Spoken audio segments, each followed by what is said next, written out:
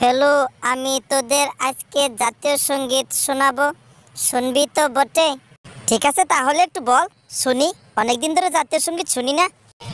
আমার সোনার বাংলা, আমি তোমায় ভালোবাসি,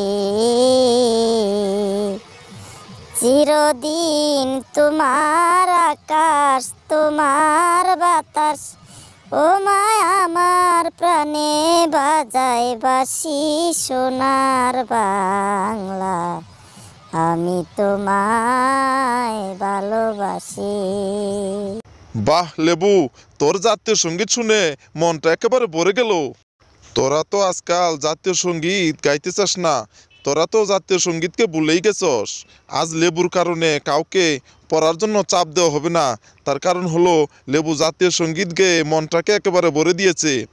লেবুকে আশীর্বাদ করি, ভালো একটি ছাত্র হবে। স্যার, তাহলে সবাইকে আশীর্বাদ করুন, আমরা যেন সকলেই ভালো ছাত্র হতে পারি। দেখ দেখ, হঠাৎ করে লেবুর এত প্রতিভা হলো কিভাবে? দেখ, লেবু সবার জন্য চিন্তা করতেছে।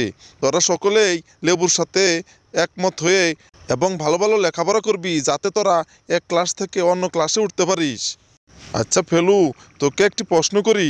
মনে কর যে ট্রেন আসতেছে, ওই ট্রেনটাকে তোর থামাতে হবে, তাহলে তুই কিভাবে থামাবি? স্যার, এটা তো অতি সহজ প্রশ্ন। আমার গায়ের লাল জামা ধরে আমি ট্রেনকে ড্রাইভারকে দেখাবো আর ট্রেন থামাবো। যদি তোর গায়ে লাল জামা না থাকে? স্যার, তাহলে সেন্টু গেঞ্জি যে লাল যদি হয়, তাহলে সেন্টু গেঞ্জি খুলে ড্রাইভারকে চোখের সামনে ধরবো আর ট্রেন থামিয়ে যাবে। তোর গায়ে যদি সেন্টু গেঞ্জি লাল না থাকে তাহলে কি করবি? স্যার, তাহলে আমার প্যান্ট লাল যদি হয়, তাহলে ওটা ড্রাইভারকে দেখাবো। যদি তোর প্যান্টও লাল না থাকে তাহলে কি করবি? স্যার, আমার পকেটের রুমাল দেখাবো, তখন ট্রেন থেমে যাবে। যদি তাও না থাকে তাহলে কি করবি? স্যার, তার মানে মনে হচ্ছে আপনি ট্রেনকে অ্যাক্সিডেন্ট করিয়েই ছাড়বেন। তাহলে আমার ছোট ভাইকে ডেকে আনবো। আমার ছোট ভাইয়ের অনেক দিন ধরে স্বপ্ন ট্রেন অ্যাক্সিডেন্ট দেখবে, তাই তাকে ডেকে এনে দেখাবো। বলছিলাম মাথাটা গরম করব না, কিন্তু মাথাটা আমার গরম করলেই ছাড়লি। এই হাবলু, তুই বলতো, মানুষ কাঁদলে কেন চোখ দিয়ে পানি আসে? স্যার, মানুষ কাঁদলে চোখ দিয়ে পানি আসে, কিন্তু ওটা চোখের পানি নয় স্যার। মানুষ যখন মনে অনেক কষ্ট পায় বা আঘাত পায়, তখন তার মনে কাঁদে। মনের কান্না চোখের পানির মাধ্যমে প্রকাশ পায় sir. Good good, very good. এই ফেলু, তুই শীতকাল নিয়ে একটি রচনা বলতো, তাও হিন্দিতে বলবি কিন্তু। ঠিক আছে স্যার, শীতকাল নিয়ে রচনা তো, ঠিক আছে বলছি। शीतकाल में বহু শীত पड़ता है, তাই এর নাম শীতকাল होता है।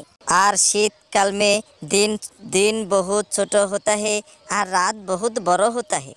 শীতকাল में কোনো दिन সূর্য उठता है, আবার কোনো दिन সূর্য नहीं उठता है।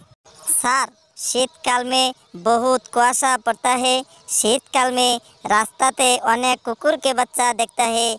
আর শীতকাল में খেজুরের রস পাওয়া जाता है আর খেজুরের গুড়ও পাওয়া जाता है। আরও শীতকাল में খেজুরের গুড় দিয়ে পিঠা বানিয়েंगे আর পায়েসও বানিয়ে খাएंगे। শীতকাল में অনেক মানুষ 5-6 दिन नहीं গোসল करता है। শীতকাল में বহু বাচ্চারা গোসল नहीं करेंगे, বাবা মায়ের হাতের অনেক মায়েরও খাएंगे। শীতকাল में অনেক মানুষ অলস हो जाता है। শীতকাল में অনেক মানুষ একসাথে পিকনিক করতে যাইতে हो, আর পিকনিকে নাচতে हो আর গান গাইতে हो, আর গান গাইতে हो গানে বলতে हो রূপবানে নাচে কুমোর দুলাইয়া।